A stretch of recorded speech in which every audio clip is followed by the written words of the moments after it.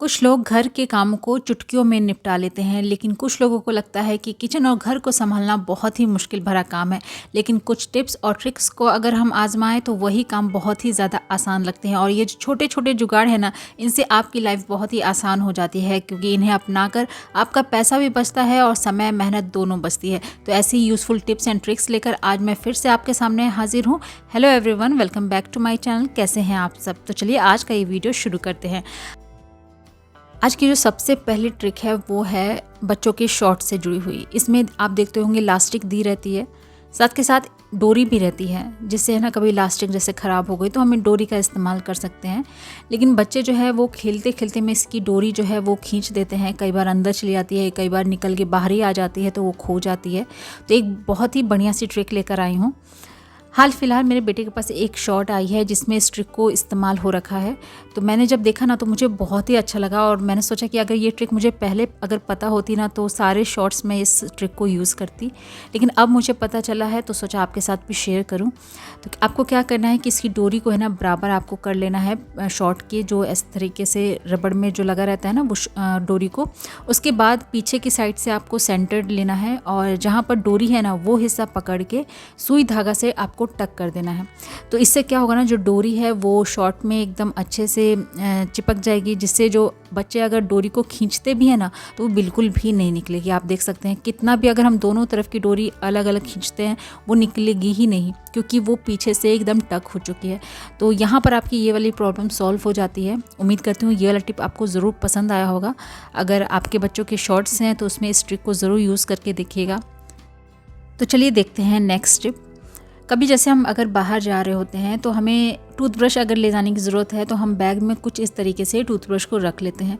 तो उसमें आप देखते होंगे कुछ रोएं से लग जाते हैं, या फिर बैग में हम तरह तरह की चीज़ें रखते हैं, जिस थोड़ा बहुत तो ज़रूर गंदा बैग रहता ही है, तो जो वो ब्रश में लग जाता है। तो अगर आप ब्रश को है ना बैग में रख रहे हैं तो उसको प्रोटेक्ट करने के लिए मार्केट में भी कैप मिलती है, आप उसको भी ले सकते हैं। अगर आपको वो नहीं लेना है, घर में ही कुछ जुगाड़ करना है, तो आप इस तरीके से बैलून ले सकते हैं, और गुब्बारे का जो ये होता है ना पूरा इसमें इस तरीके से डाल दीजिए, और इसको फिक्स करने के लिए आप रबर बैंड का इस्तेमाल कर लीजिए। तो इससे क्या होगा ना कि ब्रश जो है वो अच्छे से सेफ़ रहेगा। आप अगर इसको बैग में रखते भी हैं तो बिल्कुल भी इसके जो ब्रिसल्स हैं ना वो बिल्कुल गंदे नहीं होंगे, और जब आपको इस्तेमाल करना होगा तो इसको इस तरीके से निकाल के आप इस्तेमाल कर लीजिए। उसके बाद फिर इसी तरीके से बैलून लगाकर आप उसको रख लीजिए।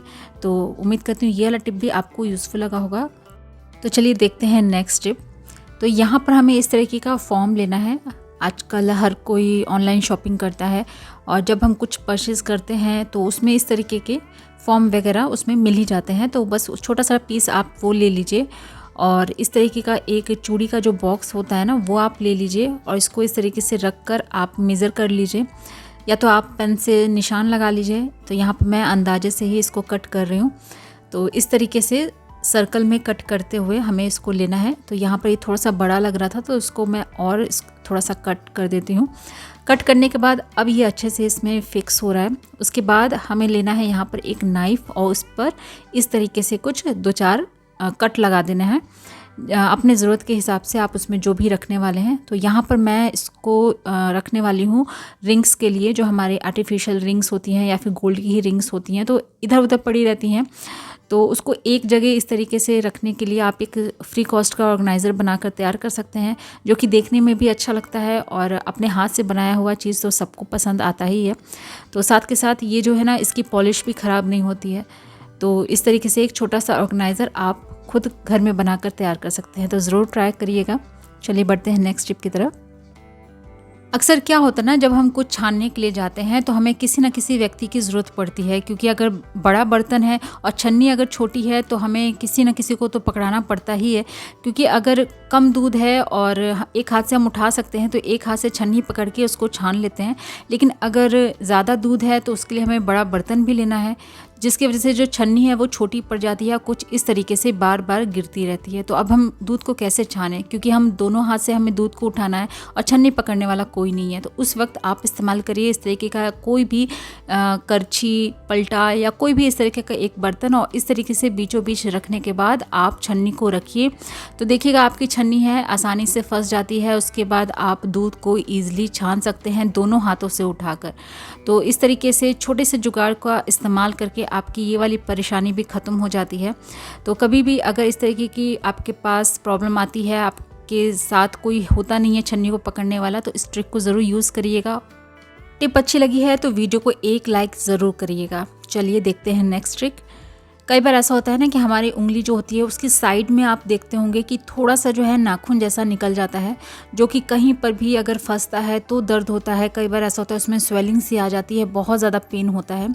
तो आप सबसे पहले तो क्या करिए कि जो एक्स्ट्रा हल्का सा जो नाखून निकला हुआ है ना, उसको आप नेल कटर की मदद से कट कर लीजिए। उसके बाद आप क्या करिए कि थोड़ा सा ये जो नेल पेंट होता है ना, जो हम नेल्स पे लगाते हैं, वही नेल पेंट आप उस जगह पर लगा लीजिए। सच मानिए बहुत ही ज़्यादा जो है इससे आराम मिलता है, झंझनाहट से महसूस होगी। आप 2 से 3 बार ही ये वाला जो है नेल पेंट है वहाँ पर अप्लाई करिएगा और इसको रहने दीजिएगा। तो बहुत हद तक जो है स्वेलिंग में भी आराम मिलता है, साथ के साथ जो वो पेन हो रहा होता है ना उसमें भी आराम मिलता है। आई होप ये वाला टिप भी आपको ज़रूर यूज़फुल लगा होगा, ज़रूर ट्राई करिएगा। चलिए देखते हैं नेक्स्ट टिप। हम महिलाएं किचन के काम रोज़ाना करती हैं और उसमें शामिल होता है लहसुन को छीलना, क्योंकि इसके बगैर तो हमारा खाना ही नहीं बन सकता। तो क्या होता है ना कि इसको छीलने में तो हमें समझिए दादी नानी सब याद आ जाती हैं, क्योंकि बहुत ज़्यादा समय भी लगता है, साथ साथ इसमें है ना छीलने में बहुत ज़्यादा प्रॉब्लम होती है। तो आज जो ट्रिक लेकर आई हूँ उससे आप है ना कुछ ही देर में जो है ढेरों लहसुन के जो छिलके हैं ना उनको अलग कर सकते हैं। तो यहाँ तो आपको पहले गांठ में से जो लहसुन है उनको अलग कर लेना है। उसके बाद एक बर्तन में लीजिए पानी। अगर आपके पास ज़्यादा समय है, आप ज़्यादा देर तक उसको रख सकते हैं, तो आप ठंडा पानी ले लीजिए। अगर आपको जल्दी उसको जो है छीलना है तो आप यहाँ पर थोड़ा सा गुनगुना पानी लीजिए। तो यहाँ पर मैंने गर्म पानी लिया है, जिसमें इन सारे जो लहसुन है ना इनको डाल दूँगी और छोड़ दूँगी 15 से 20 मिनट, आधा घंटे के लिए। उसके बाद जब ये अच्छे से फूल जाएगा ना, तब हम इसको छीलने वाले हैं। अब यहाँ पर ये जो है अच्छे से फूल गया है। अब हम इसको इस तरीके से छीलेंगे तो छिल तो जाएगा, लेकिन बहुत ज़्यादा समय लगेगा और साथ के साथ जो है हमारी उंगली भी दर्द होने लगेगी। तो उसकी जगह आप क्या करिए, बहुत ही अच्छी सी ट्रिक है। आप एक लीजिए सूती कपड़ा। तो यहाँ पर मेरे पास एक पिलो कवर था पुराना, तो वही ले रही हूँ। तो उसमें आप जो ये फूले हुए जो लहसुन है ना वो सब रख लीजिए और बना लीजिए इसकी एक पोटली। उसके बाद आपको लेना है ग्रेटर।